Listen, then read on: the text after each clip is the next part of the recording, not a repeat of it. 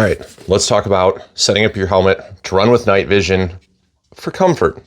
The first thing that we want to look at anytime we're setting up a helmet is the internal padding system here. Now, this is a Galvion Caiman.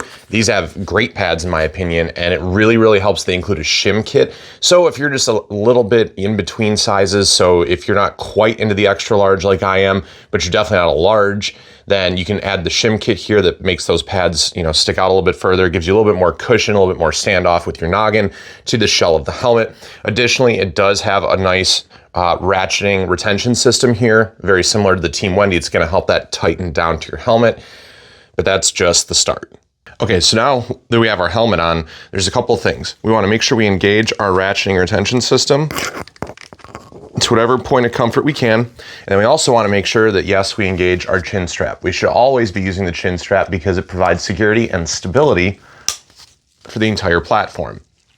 Now, from here, you should be in decent shape, but you do also want to make sure that you swing down your ear pro here and pop these in and lock them, because these provide the additional layer of stability so that your helmet's not moving forward when you move your head, popping backwards when you move your head, shifting side to side to side as you move your head. Additionally, you want to make sure you have a good counterweight on the back of the unit.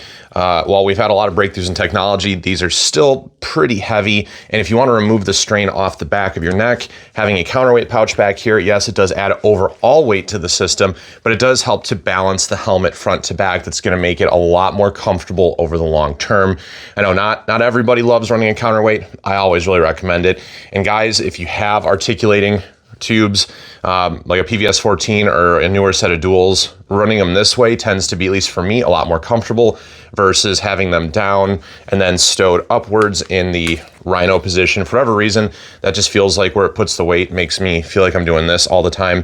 Not nearly as comfortable and not nearly as accessible. So I like to run them down and out of my eye line.